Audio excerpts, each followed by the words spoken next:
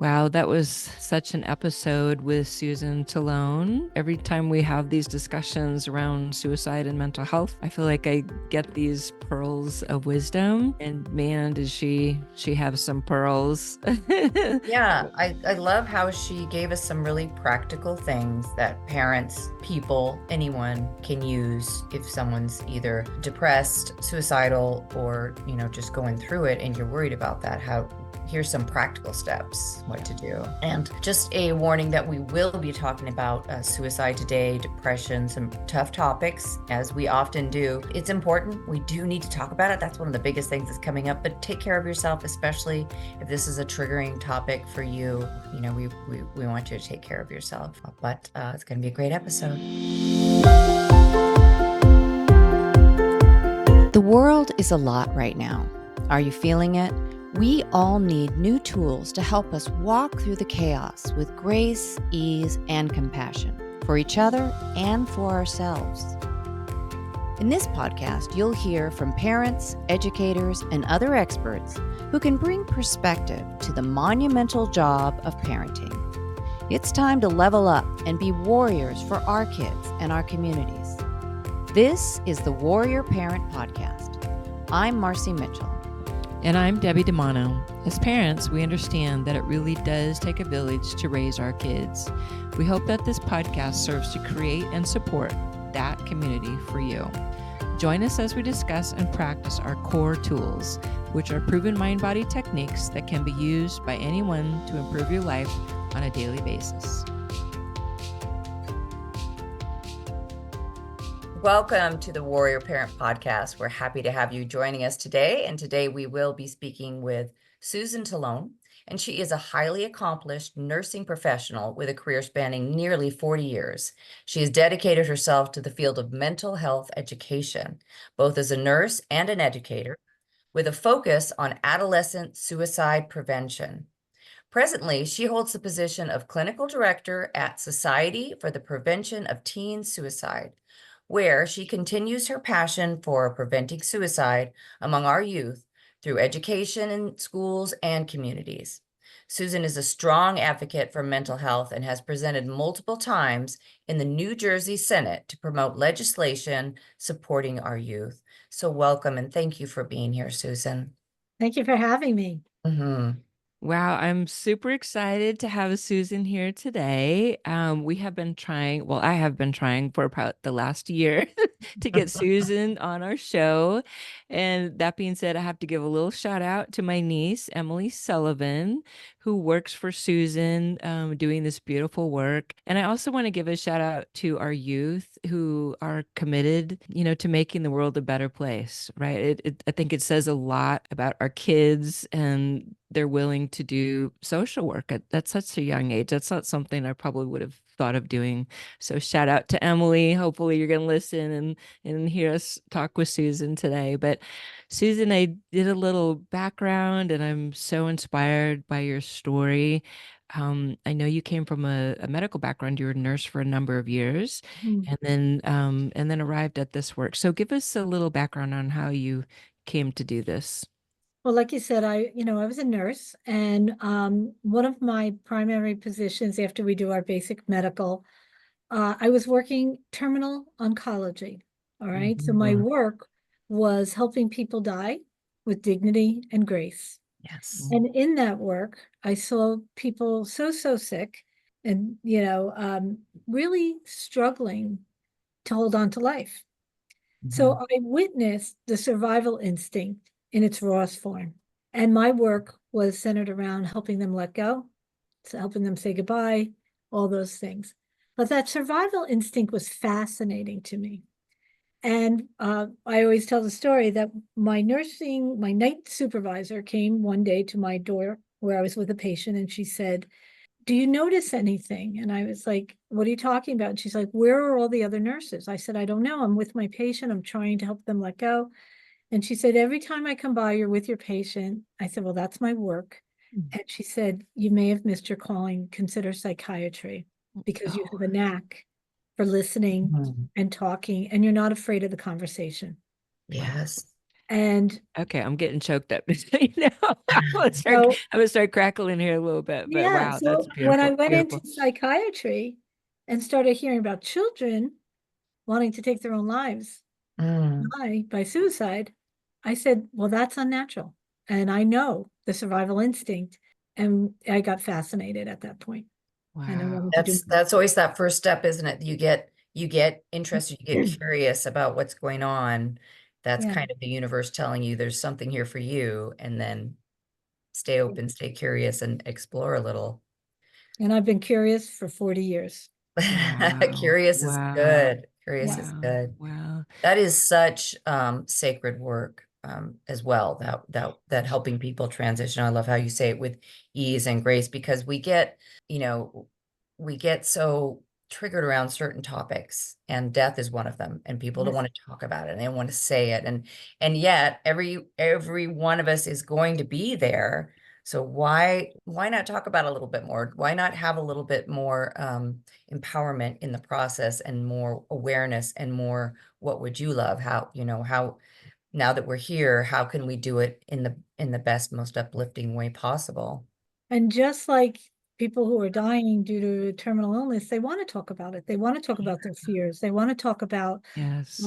who will be there for my children. They want to have those conversations. And Hmm. a lot of times Yes. people shy away from them. And so we don't allow for the process of a beautiful ending. Yes. When Yeah. someone starts talking about it, and you say, "You're not going to die. We're You not know, going to yeah, talk about it." that's right. Right. That's, I mean, it comes from our own fears about losing someone, but to make that space and let people share that, when I think about what that might be like, and I haven't been there, but there would be all these things that you had thought you had time to say and to do, and then suddenly you're realizing you're running out of time. So you would have a lot to say and to ask and to talk about, and Yeah. And people need permission, yeah. from the people around them to have those conversations. And it's the same thing with mental health, right?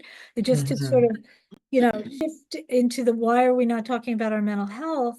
We Yes. still need permission, right? We still need permission to Yes. talk about it. And I love what you said about holding space. Mhm. Holding space for difficult conversations is the art of difficult conversations, listening and saying, Yes. it's okay. It's okay to feel this way. It's okay to ask these questions. It isn't an easy conversation, but it's Uh-uh. such an important conversation. Yeah. And Yeah. it's a human conversation because, as Yeah. I said, we all, have an ending.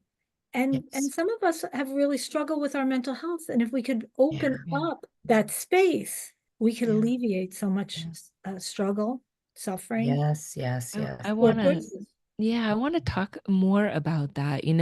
We hear all the statistics, it's all over, especially during COVID. Well, our youth are in crisis. These are the stats, the depression, the anxiety.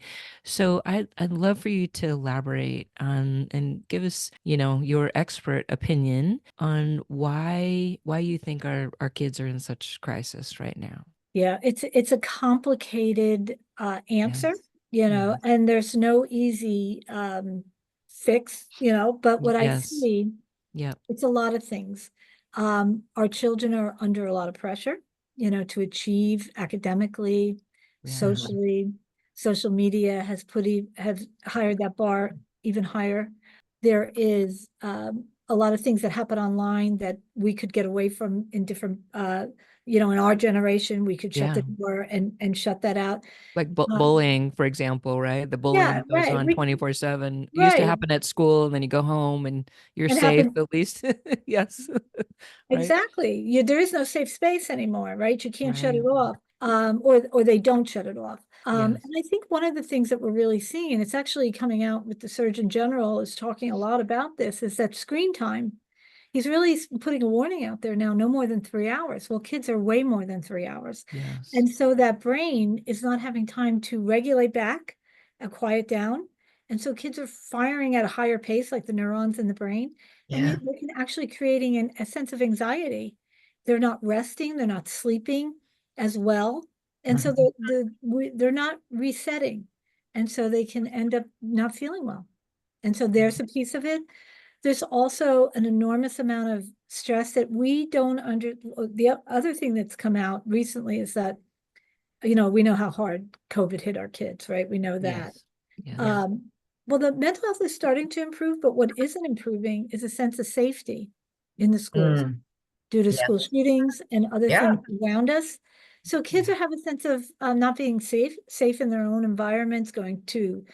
even stadiums, malls, schools. Yeah. Movie Uh, theaters, so- all everywhere, all the places. It doesn't, and it feels like it's getting worse. And then they're watching their higher generations, the leaders of a country, completely do nothing about it. And yeah, I totally get that. And I see that certainly in my son, is that never always worried, what he'll say things like, well, what if someone does this, or what if someone does that, or I'm gonna take my knife just in case, places where I'm like, you know, that we're fine, but but it it doesn't feel fine. doesn't feel And fine. it Yeah. doesn't feel Yeah. fine. And that's, Literally, yeah. yeah, it really doesn't feel fine. And that's because of all the things around them that they're seeing, that they're hearing, Yeah.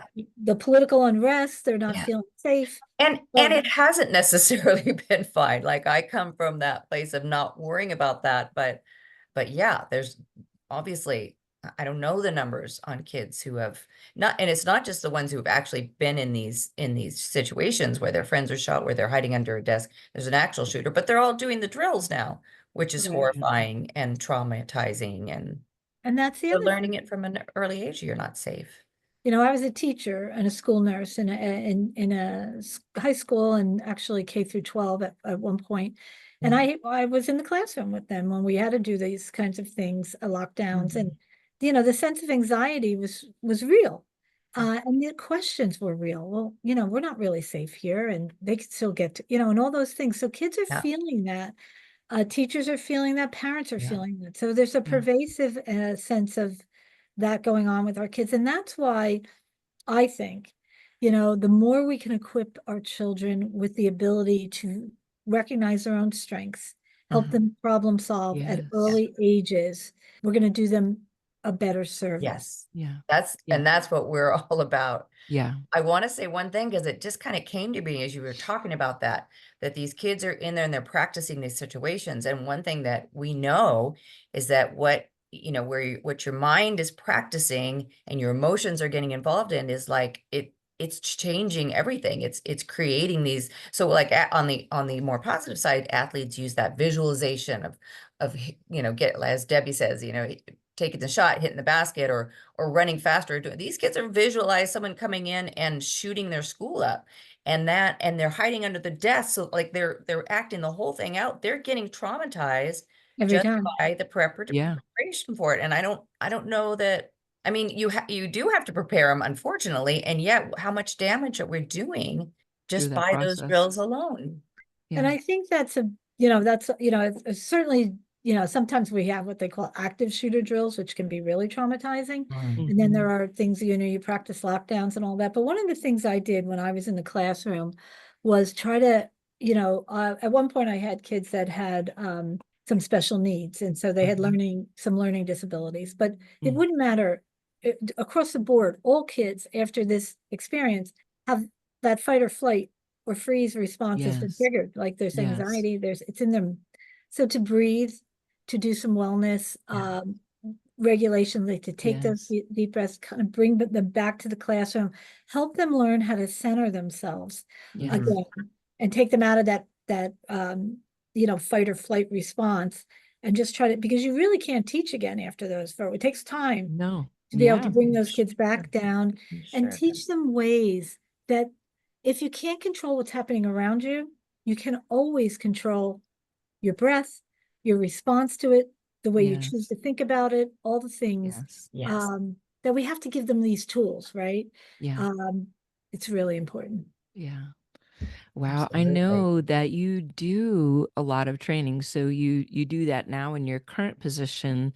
You do training for schools, for teachers. I know you do it even with nursing staff. That's right. So tell us a little bit about that. I was thinking, why is she teaching nurses, what to do with this stuff? But then after reading more into it, it all makes sense. So tell people a little bit more about the training that you guys do. Well, one of the things that, we're really recognizing is that, with this mental health crisis that's hitting our country, we all need, parents, educators, nurses, health field, dentists, anybody that has a touch point with a child needs to be equipped to know what the warning signs are, needs to be able Yes. to feel comfortable, because they may be that first trusted adult in that child's life. And that may be the person that that child feels like with a nurse in particular, we have so many invasive procedures, they begin to trust us. And all of a sudden, there's that space that we were talking about earlier. They're having a conversation. We have a choice. We can shut it down, or we can open it up. And when you Yes. open it up, you now have given that child a moment, because it happens in moments, right? Yeah. And we can't shut them down, but we can get enough information to find out, is this kid in trouble? Do they need help, or do they just need to talk in the moment?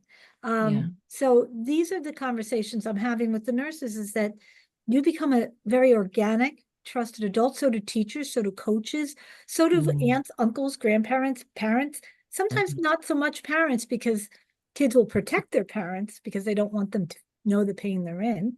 Right. But so we Right. have to be aware of the opportunities, and we have to be brave enough to lean into those conversations, because you can save a Yes. life. Yeah. You Yes. talk about them, you have an acronym for them called FACTS, Yeah. right? I love that, Marci. So it's feelings, actions, changes, threats, and Mhm. situations. Yeah. So that's what we look at. Those are the warning signs, right? And so feelings can be anything from, despair, to hopelessness, to worthlessness, to a Mhm. sense of being a burden to the family. Mhm. All of these things, actions, we're going to look at irritation, aggression, higher risk behaviors, drugs and alcohol, changes, which I hang my hat on changes. Like, if there's a baseline that is a child's basic way and they're changing, you have to pay attention to that. And you have to Yes. ask the questions early on, like, yay, do you even realize you're changing? Sometimes kids are changing, they don't even realize what's happening to them. They don't have an observable ego to see their own behavior. So we have to help them say, I don't know if you've Yes. noticed, but you're not the same. So, and the changes, threat and talk, what are they saying? Unfortunately, kids don't say, hey, Miss Tellone, I want to let you know I'm feeling suicidal this morning. They don't talk Right. like that. They Right. Right. say, I can't do it anymore. I've had enough. Yeah. I'm, I can't go through another day. I hate waking up in the morning. They say things like that. Then you have to pause and say, wait a minute, let's talk about that. Mhm. And then the situations, what are they going through, right? And it's never one thing. People always have what was the thing? It's never one. Right. It's an onion. There's layers and layers and layers. So it might be the divorce. It might be the breakup of the girlfriend and boyfriend. It might be their girlfriends are being mean to them. Mean girls. It doesn't. We don't know. But Right. transitions, move to a child. The simplest things can be overwhelming, because that brain is not developed until age 24, 25. Right. And Yes. so that decision making and the emotional limbic system of the brain is not developed fully. So that's why those adolescents can be hard for us, because one day we're looking at a child and saying, what, I think I'm out of the woods with this kid. They're really making some strong decisions. And the Yeah. next thing they're like a 9-year-old. And that's the brain. Yeah. Yes. That's the brain. We have a woman on our staff. She's teaches psychology at the local college here, and we've done one of our very first podcasts on the teen brain, right? Which Right. I think people just don't understand that the brain is changing until it's 25 years old, right? So the idea that they could do something so quickly, right? Right. And just not even understand the ramifications, not only for That's themselves, but all yeah, the that's people around them. a big piece of it always with that younger brain is that unpredictability and that risk taking, because they're figuring it out. So they're trying things out, but they don't have the idea of how dangerous something might be, or that you really could go a little too far, and that and now we're talking about forever things that Yeah. they And don't then and think that way necessarily. there's magical thinking that can enter into it. Children can decide that, they're in the afterlife, whether they believe in heaven or Yes. whatever, that things are this way. or it'll Mhm. be better, Right. all the things. So yeah, we have to pay really close attention and Yeah. listen to what they're saying. Yeah. Yeah. I know that you're doing some work with your local legislation. So I'm really curious about that. We have also had some assemblyman on here from California, and he has a social background, and he talks about the, for lack of a better term, ridiculousness of what goes on there and his frustration around people just listening and then Right. not only listening, like he'll tell the story about suicide or what's going on, and then they're all raising their hands and yes, we're going to do something, and then it comes to doing something, and then nothing happens, right? And it just this. He said people see him coming and they just like run the other way, like we don't want to Right. deal with you right now. So Right. tell us about hopefully some of your success in New Jersey, and also, what holds you up, what the Well, there's, struggles are. it's everything's a process, but Yes. one thing I can say that, we have had some success from our Mm, legislators in terms of they are really trying to understand ways in which they can help. For the most part, like they have begun to, I mean, I've been doing this work for 40 years. There was no ever any money coming out of right. Yeah. any sources for mental health. It was the Yeah. stepchild, right? So Yes. I have, for the first time in the last 5 years, I've begun to see funding, funding changes, Yeah. um, more support to schools, changing some of the systems. There's now NJ4S in New Jersey, which is, supporting schools. They're looking at putting more mental health people around kids in schools. Mhm. Some of the times they'll come up with an idea and it seems like a good idea, but you have to think it through, you know, um, Sure. you know, whether it be screenings in schools. Well, that sounds good, but if you do find out, a child is struggling, then what are the next steps? That Now all you've has to opened up go a can of worms. That was right. that was precisely what he was saying. Like they want to do this front end evaluations with physicians. So, you talked about nurses and them being first line of defense. Well, the same thing. He wanted to put these in doctors' offices, but then now what do? Like they don't have the resources there. So now you've opened up a can of worms with Point. a And child or a family, and now who's going to follow up, right? that's that they need to do it. They need to not just say, oh, this is hard, because it's so important. So figure out what happens next, and then, Yeah. put your money where your mouth is. That, we know this is a problem. Everyone's talking about how it's a problem. People are everyone's being affected by this in their own families, Yes. the kids there. So it's getting through, but you still have to have the will to say, yes, we need to do something about it. We need to actually start taking action, put some finances here, find something that works, and not just be talking in circles or performative. We need to do something real. And I think it comes, like you say, everyone's talking about it, and we do need, and some things are changing, like there are Mhm. more beds opening up. Hospitals are starting to look at, like some of the urgent cares and using them for mental health facilities, Right. ways of trying to keep children from entering the emergency room, which cannot, Yes. oftentimes is a very traumatic event for them, and Sure. they can sit there and wait there for days. And then what we worry about is that if it isn't a good experience for them, which oftentimes it is not, they make a decision that they're never going to tell anybody again when they're feeling at that point. And we can Exactly. end up losing children, are actually some of the stats post seeing a doctor or someone in the emergency room, or even just a practitioner in the community. If they don't feel like they've gotten what they thought they would get, Yeah. Yeah. they decide it's hopeless. And That's it's very complicated, and it really is challenging. And if you've ever tried to find, a therapist for a child, or which I have, it's hard. You even for yourself, you got to talk to people and find the right fit. Not everybody's going to work for you, and so you'd love for it to just be a magic pill where it's just you make the call, they go in, they come home, they're feeling better. But it took years with my son to find people who were actually who he would open up to, who could, and then it was talking for a long time before he started, or some of them had different techniques where they didn't talk that much, but they had to build the trust, they had to build the space, they had to get the kid there.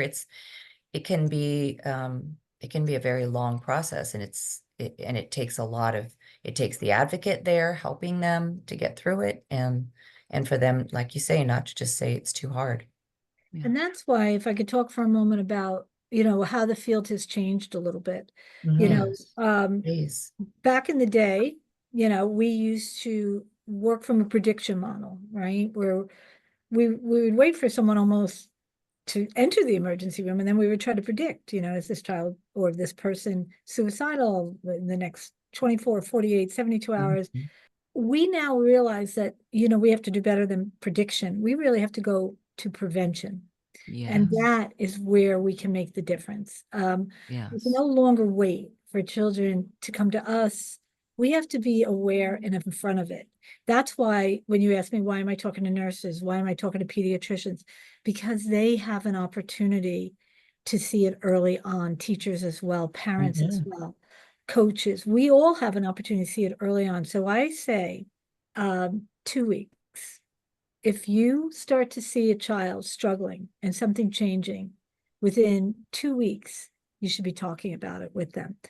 People ask me, what's the difference between normal teenage angst and when to worry? Yeah. 2 weeks. Think about it like, put it in a medical model, because I'm a nurse, but I think about it like this. Everybody can figure this out. I'm a mom, right? If my child came to me and said, I have a severe stomach ache, well, me being a nurse, I'd probably say, you're fine, but whatever. Get some Pepto-Bismol. Yeah, you'll take the virus, you'll be fine. But okay, Mom, my stuff 6 days later, I'm severe stomach. Okay, we're going to the pediatrician, we're going in. 10 days later, Mom, the pediatrician, when he gets it's not working. I have severe stomach pain. Oh, we're going to go to a gastro guy, we're going to go to a specialist. 2 weeks later, Mom, it's still working. We're going to children. Something's wrong, right? And that's the mother who's, laissez-faire in the beginning. But 2 weeks, I think my child looked at, something's up. But Yes. in mental health, you'll be fine. It's just another day. Ignore the person. Just get some rest. We do not pay attention and oftentimes dismiss what our children are feeling for 2 years. Wow. And then by the time we look up, they're in crisis, and they feel that they've tried to tell us and no one's been listening, and they're very disheartened. And so it's missed opportunities. And that's what I'm saying, is that, like, put it in a medical model. If the brain is an organ, just like the heart, the lungs, the pancreas, if any of those were in pain, we would get help. But when the brain's in pain, we ask it to sit and wait, and the brain isn't even developed yet. So that is so profound. Oh my gosh, I'm spinning a little bit. I'm gonna be honest. Like, that makes so much sense. we have opportunities, and prevention is the key. And so understanding 3 words, I'm going to give you 3 magic words. Tell me more. Yes. That's it. Love that. Yeah. What people are saying, I don't know how to talk about it. I don't know what to say. What happens if I say the wrong thing? Will I introduce the idea? No. If a child is suicidal, and they are suicidal, by you bringing it up, you will not introduce the idea into their mind. You will actually relieve them of the burden. And so when a child opens up and you don't know what to say this: thank you. Thank you for trusting me with that information. That's hard to hear, but tell me more about that. Yeah. I want to know more. And let them just vent, talk, and then validate what you have heard. Meaning that even if you don't agree with any of it, you can say, I'm glad you shared that with me, and I can understand how you feel that way. That doesn't mean I agree or you're right, but I can see where you're coming from, and that makes sense to me. And just validating it. You think about your own selves. I always say this, when you had a fight with your spouse, and the last thing you want to do is have someone stick up for your spouse, right? You just want to vent. Just want to be able to say, just hear me out, and just say, I can see where you're going with that. You feel better, and it kind of goes away. Well, same thing with the kids, but we don't allow that. We tell them they're probably wrong for feeling that way. We start giving advice. We start trying to fix it. And when we give advice and start trying to fix it, the message to them is, we don't believe that you have the strength to fix it yourself. So the message is, tell me more. What do you think? How can I support you? Yeah. I'm standing next to you, but you have the ability. Let's start problem solving together. So in suicidal ideation, there are two components. There is a loss of hope and a sense of being alone. The Yes. minute you say to a child, thank you, tell me more.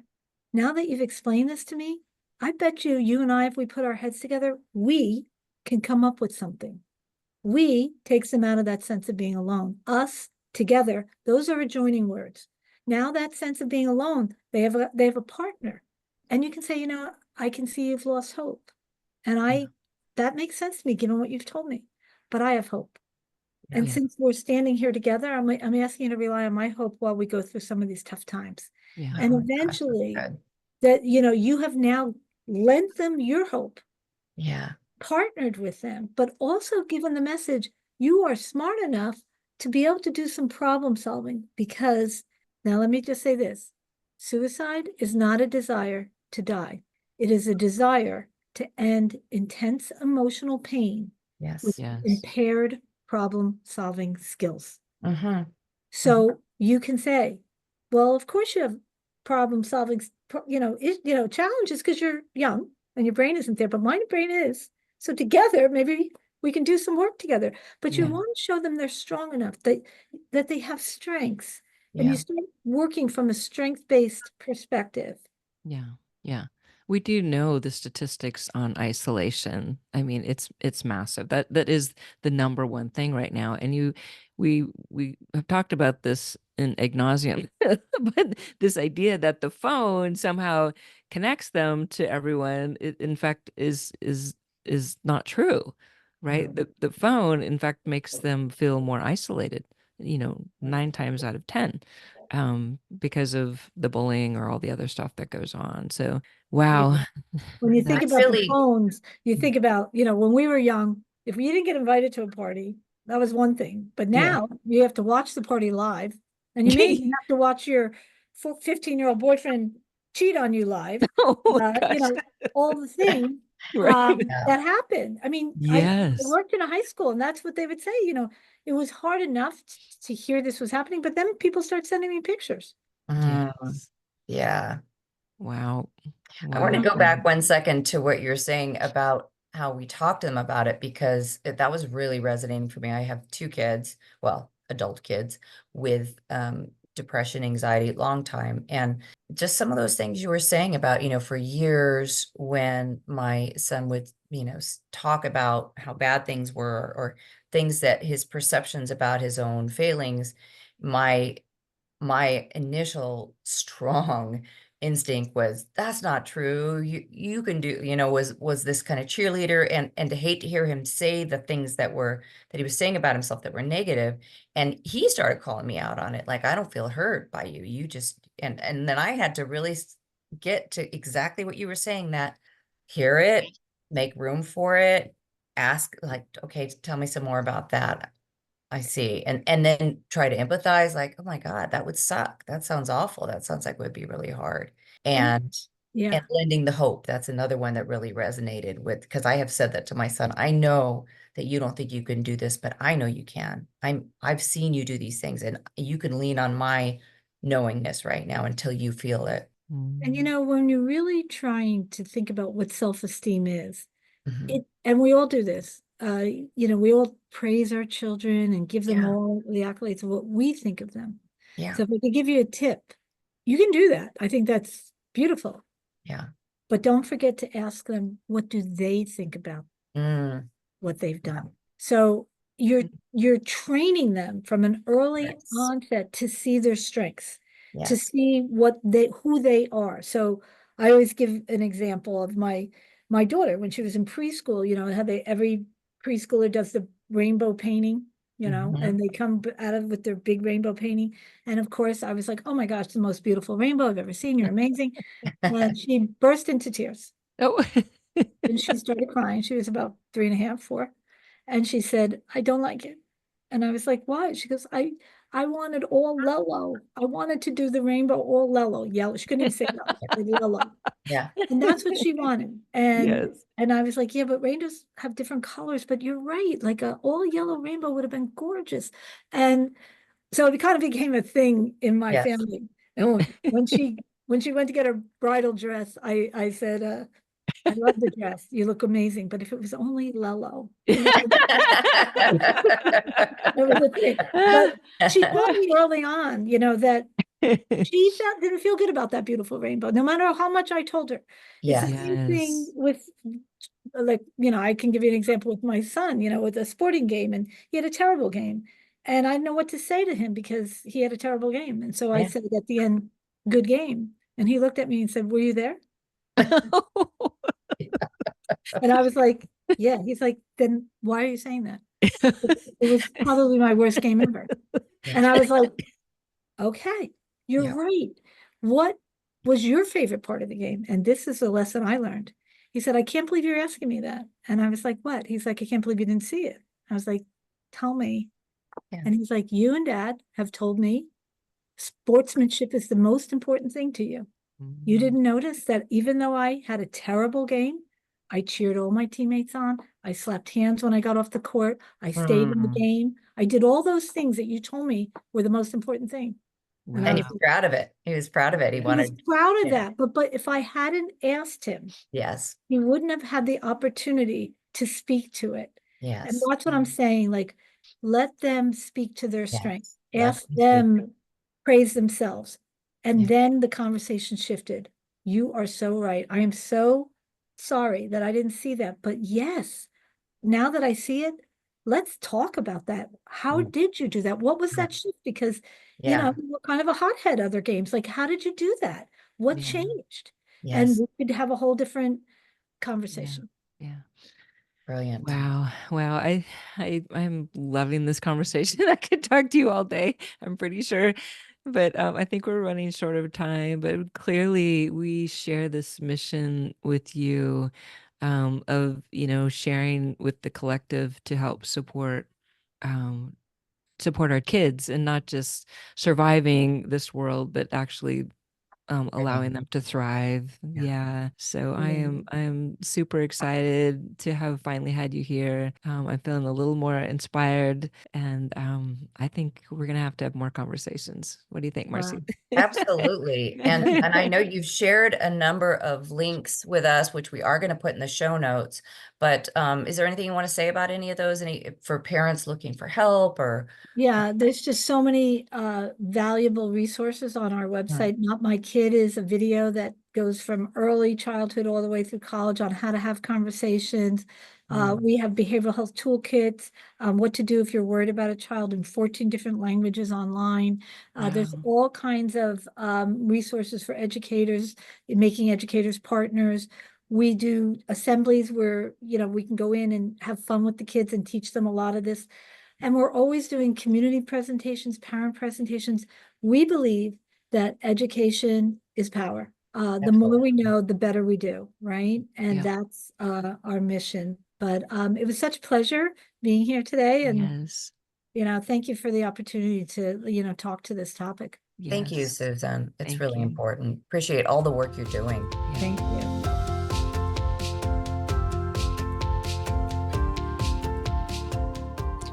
And now for your core mental health break.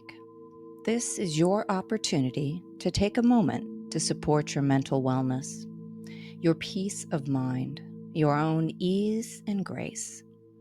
Take some time every day to support your mental health. You deserve it, and it matters. So let's just take a moment to breathe. We'll take 3 deep intentional breaths to just bring ourselves to a place of center and calm.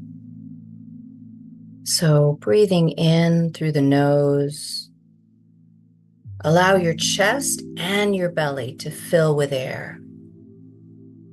Pause for a moment at the top of the breath, holding it before you release it. You can blow it out through your mouth, like you're blowing it out through a straw,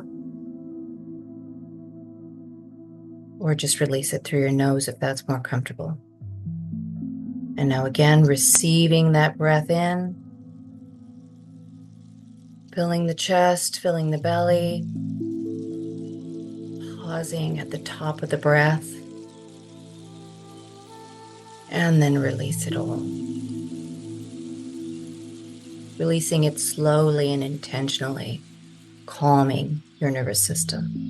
One more time. Breathing in,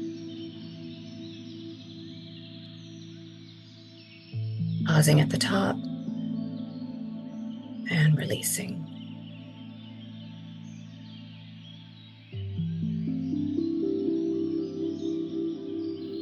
Thank you for pausing for yourself today.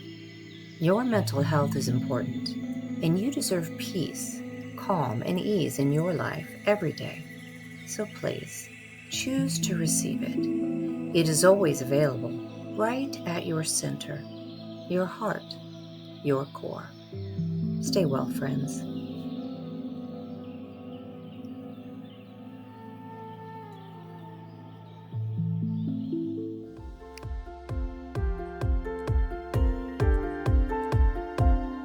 Thanks for listening to the Warrior Parent Podcast, which is a production of our nonprofit, Cour Experience, who also creates and distributes Cour tools.